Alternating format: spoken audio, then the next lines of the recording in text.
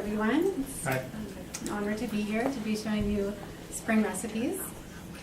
Let's see. So my name is Manasvini, and what brought me to Ayurveda, and what brought me to Vedika Global, and what brought me to the kitchen.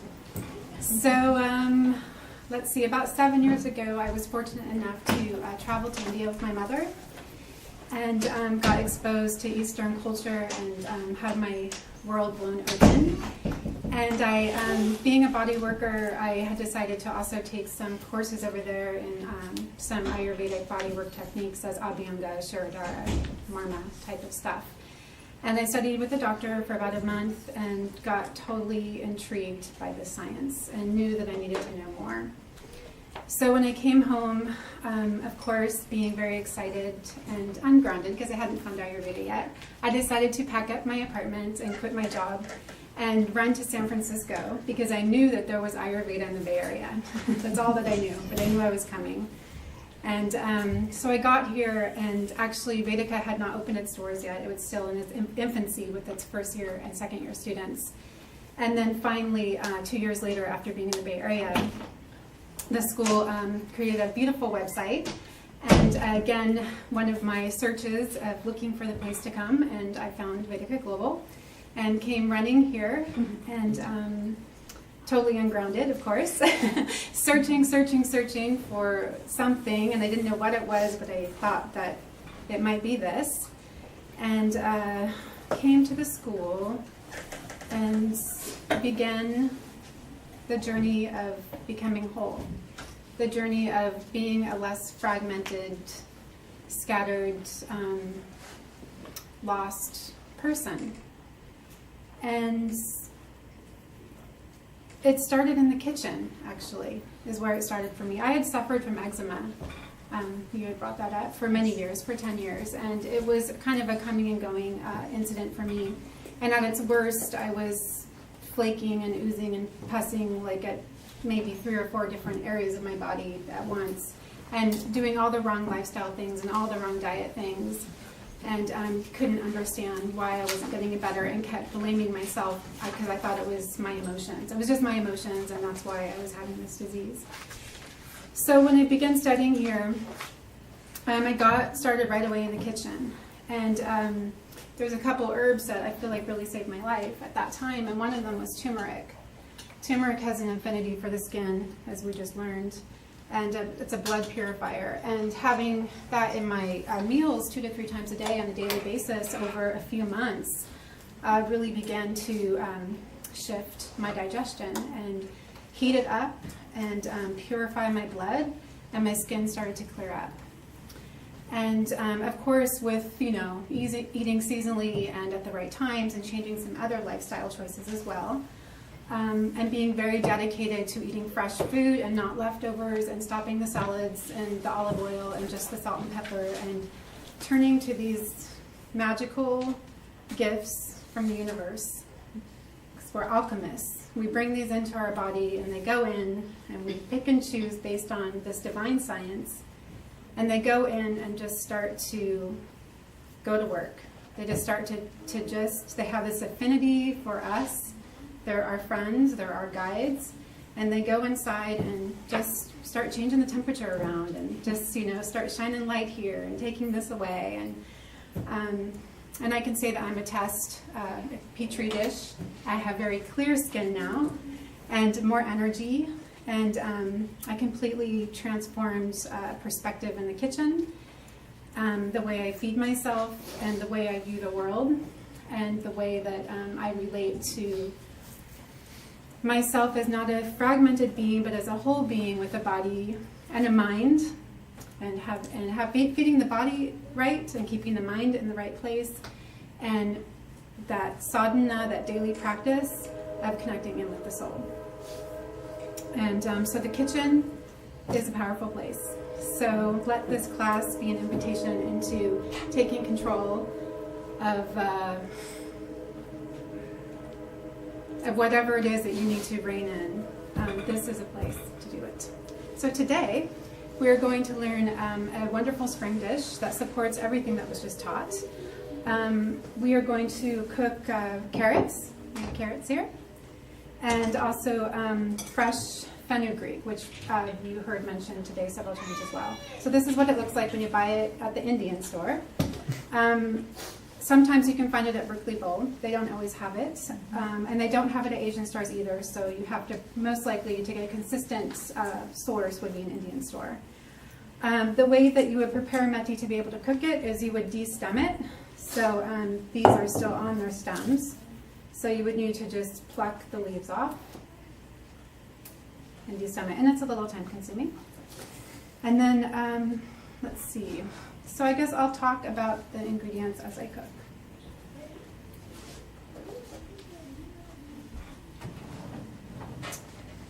So the first thing is to heat up your frying pan.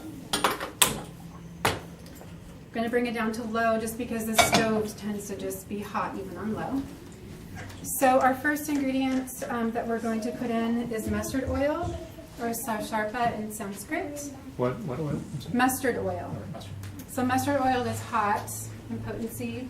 It's sharp. It's penetrating. It decreases vata and kapha, but it can also be very heating. So use caution if you have any kind of pitta conditions. However, this is the oil that we recommend to be used in the springtime. And this dish that I'm about to prepare is very medicinal. It's very much about helping you deal with that kapha that's melting, and helping you just cleanse and lighten and heat your body to help that melting process. So I think I'm putting in a couple tablespoons, maybe 2. I'll just put it all in. And so we're going to let it get warm. The second ingredient that we're going to be using is hing. Hing, or asafoetida, or hingu, is a Sanskrit name, and this is what it looks like in its whole form. It's actually a resin, and it comes from a plant in the Umbelliferae family that's related to fennel. Have you seen a fennel bulb? So basically the way they harvest it is that they'll make slits in the fennel bulb, and then the resin that comes out they'll collect into these chunks, and then you would collect it like this into these balls and then sell it, and then you would take it home and pound it and then fry it up in ghee and then store it. However, this is processed slightly differently. It's actually cut with fenugreek and processed probably in a big manufacturer plant. So it's not as potent as this, right? So like if you wanted to have the best quality hing, you would find the source. This came from India. It's really almost impossible to buy this here. And then you would take it through that process. And hing, the first thing I always remember about hing is that it's like a little volcano in your digestive system. So it's very heating. It really gets that agni, remember the agni, the digestive fire, to a nice temperature. It's also great for flatulence and stomach aches. So it's just really good to use it in micro amounts, as you'll see, all year round. But in the summer and fall, you definitely want to hold back on the quantity. So we're adding a little bit of hing, and this is probably like 1/8 of a teaspoon. And then the second ingredient that's going is cumin. And this is my favorite herb. As because I've told you, I feel like this is like gold in this, and I know that this is the herb that healed my body. Turmeric? Turmeric. And there's also, I can't even list all of the benefits that turmeric has. I mean, if you go online and research, it's just going on and on and on. It's a panacea. It's amazing. It's antidepressant. It's your best friend. And I would just say that if I could tell you one herb to bring into your diet, it would be turmeric. And again, the way that these herbs work is like you don't just have Indian food like once a week or once a month and say, well, I have an Ayurvedic diet, I eat it once in a while. The way that it works is that you get micro amounts into your system on a daily basis, several times a day, and then that starts to activate the system. So you just kind of need to have that pulsing in just consistently in small amounts. It's not like, oh, turmeric is great for eczema. I'm going to, take 20 pills a day. Well, that's not going to work that way. So you have to get it into your body in the incremental small amounts consistently. Okay, so then the next ingredient is garlic. So garlic is also an amazing herb, and it's very unique in that it has all five tastes. It has 5 tastes in it except for sour. So it really is healing on so many different levels. It decreases vata. It's a very wonderful herb for vata people to incorporate into your diet, and great for the spring for bringing down again that kapha. So I'm just going to sprinkle that in. And that was probably a couple cloves. The way I cook is I never really measure. I just kind of feel it. So, and you know, it's a technique to be cultivated. So we're kind of letting this release its aromas. And then we're going to put cumin. Thank you. Okay. And then cumin is another wonderful herb that can be used all year round. It's again really great for the digestive system. It's very easily digestible, and it warms up your digestive system to an optimal temperature, and is good for all body types. So I'm going to sprinkle a little in, and that's probably about a half a teaspoon, and maybe plus just another little sprinkle. It's those plus little sprinkles that make the dish magical and like really out of this world. And then I just swirl it around. This is the alchemy part.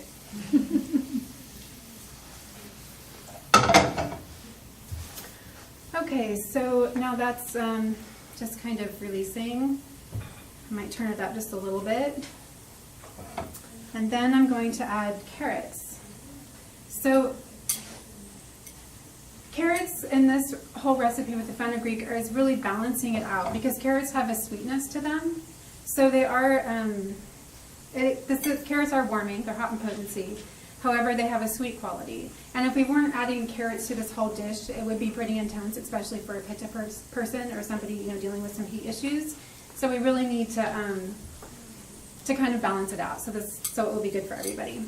So I'm going to put some carrots in. And I'm going to turn it up because carrots take a little while to cook. Just kind of stir that around.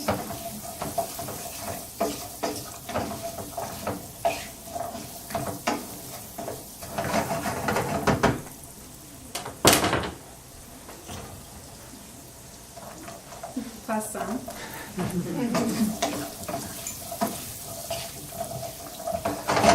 And then I'm just going to get this cooking a little bit and steaming, and actually I'll add some salt. So rock salt, the Himalayan salt that we've been talking about, the pink salt looks like this. It comes from the Himalayas. It's ancient salt. And it is different than the regular sea salt that we get. It's not as heating, and it's another tridoshic substance. So it's going to be good for all dishes. And it also, as well as being salty, it has a sweet quality to it, so it's balancing more. And then it also has an unctuousness to it, which is an oiliness to it, which you wouldn't think was salt. So it's a really unique substance. So we have it here ground, which I got at Berkeley Bowl. They have it in huge bins already ground. You can pound this down. You put it in a mortar and pestle and bring it down to this, which is a really lovely way also to have your meal. It's like the more energy you put, sorry, that's fine. The more energy that you put into the preparation of your ingredients, then the more energy is in your food. Okay, so now we're going to cover it. One thing about cooking vegetables and having them turn out successfully that I learned, and this is a tip, is to cover them. A lot of people cook their vegetables uncovered and they kind of dry out and kind of, don't quite get this like really soft, nice texture. But in Indian cooking, or in all kinds of cooking, I find that covering your vegetables does wonders. So we're letting that get going. How are y'all doing? Good, yes? Can I ask you a few questions on turmeric? Do you have any preference for the dried powdered turmeric versus fresh root? I don't use any of the fresh root in my cooking. However, I'm sure there are some medicinal preparations in Ayurveda that would use the fresh root. That's beyond the scope of what I'm showing right now. But for all, is it okay to use? Yes, it's okay to use. But for all cooking purposes, I recommend dried turmeric. Mm-hmm. Does it matter where you get the turmeric? Can you just well, ideally, you would want to get it organic. Mm-hmm. So if you can find an organic source, then any store. We get ours from Mountain Rose Herbs. and they're an excellent source of organic, and we get a lot of our stuff from them in our beauty products and in our kitchen. So, okay, so now that's kind of going. So now we're going to put in the fenugreek. So it's bitter and pungent and hot and dry, all those things we want for the springtime. So this is why we really are prizing this herb right now. So I'm just going to put some on top. And we're going to stir it around.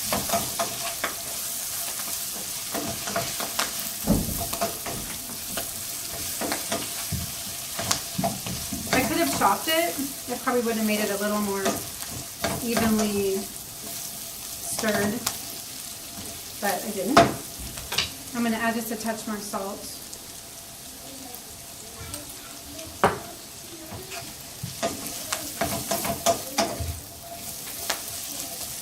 And then we'll cover that again. And then we just have to let this cook and all come together, and then we can taste it. So, yes? And you put in salt at the end. It depends. Actually, if you put salt in right when you start cooking your vegetables, they'll cook faster. That's another little tip.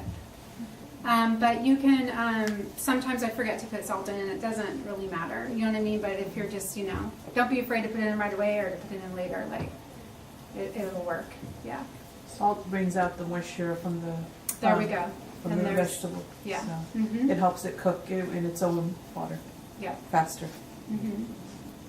And so what about and I mentioned this before, what about the thought process that cooking your veggies kind of loses the nutritional value and having them a little medium raw? I'm sorry, I didn't understand your The question. nutritional value if you cook your vegetables kind of decreases? Oh, I see. Is that, I mean... Not really, very because in different things. Ayurveda, it's about digestion. And like, if you can't digest something, it doesn't matter if it's the most like superfood in the whole world and organic and perfect and biodynamic and everything that you ever wanted, If it goes in and your agni isn't at the right temperature, it's not going to do anything for you. It's actually going to create toxins in your body. So the thing is that you really want to go to cooked foods, especially when you're healing yourself, because they're going to help your digestion get to that right temperature.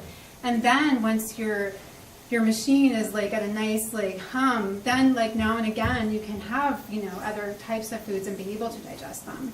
But for now, I mean, just to be able to live your life more freely, But when you're healing, you really cooked foods are your best friend. We can't stress that more. So this recipe you can have probably once a week or as desired. You would not want to eat this recipe in the summertime or in the fall because it's too hot outside and it will definitely aggravate you and heat you up too much with the mustard oil and the fenugreek and all of that will just might send you over the edge. So the pita type can cook it with the ghee.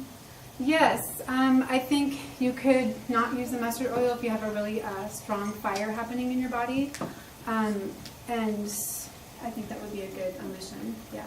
Mm-hmm. And also be careful with the fenugreek too if you know you have certain conditions as well. So. And where do you get the mustard oil? I guess from the Mustard Indian- oil Indian store as well. I have not ever seen it at a Where is- regular store. They're an Indian store. There's 2 Indian stores in the East Bay. There may be more, but the 2 that I know of are Vic's, which is on 6th Street, 4th and Fanning. I always say that. She always corrects me. And then there's Milan, which is on University and 9th. Yeah, and they're both great stores and very helpful. And they'll have everything in there that you need, anything that we show.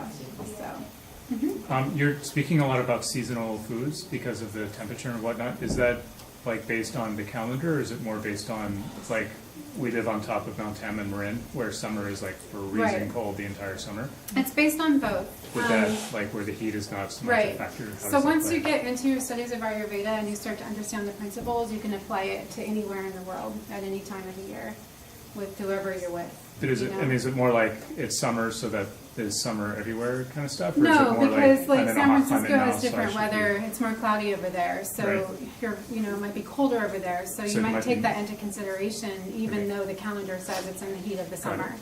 So it's definitely, actually that's why include more Ayurveda is winter. such an amazing science, is because it gives you this roadmap how to be anywhere in the world and take care of yourself. Okay. You know, based on like your observations and your connection to Okay. nature, and it has very much to do with the relationship, our relationship with the sun, and because you know, as the seasons happen, it directly is related to the distance from the earth to the sun. And so as we get further away from the sun, it gets colder, and as it gets closer, it gets warmer. So we're just basically we're mimicking this rhythm that the earth, that nature, we're trying to get back in connection into that rhythm through the foods that we're choosing, and to create this alchemy inside, you know, to be able to get our machines burning at the right temperature, to be here and be successful human beings on all levels. And that's what Ayurveda is. And so this school, Vedika Global, is a very special place on the universe, on the planet, in the universe, because it gives that information. And any Ayurvedic school is a special place. This information is amazing. It's like connects us to everything. And it's about the principles. And once, like I said, once you understand them, then just the choices that you make and the observations that you make just will be very different. And yeah, so. So how long do you need to cook this? I want to make it so that my carrots are tender. So I don't really have an amount of time. Brian, can you grab me a little spoon? Thanks for reminding me to check it.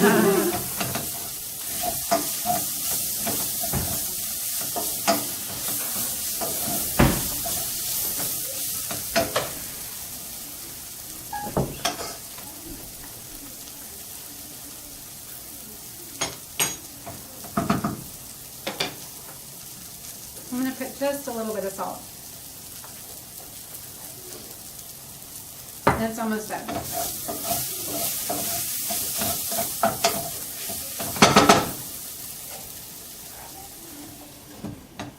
Are there any more questions? Yeah? Total non sequitur. Okay.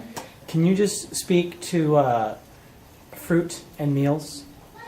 Okay. Fruit and I have meals? heard that you're not supposed to eat fruit with a meal because it inhibits the digestion. That fruit should be had as a snack, totally separate from. Most fruits, I would Okay. agree with. Okay. There are some fruits that we do incorporate into our meals, like mango, for example, is an exception. But yeah, I would say that for the most part, yeah, fruits are kind of eaten on their own. So. Mhm. All right, well, I think this is done. I'm going to turn that off. And then Parchelvi, my wonderful assistant, is going to serve you all. So you can see what it looks like. It smells so good. Okay. And then maybe a different, we need the serving spoon and maybe little spoons. Yeah. And then for the potluck contribution today, I also made a spring dish. It's a barley khichdi. So barley's drying and green mung mixed together at the Ayurvedic ratio and added with some spring vegetables and some spring herbs.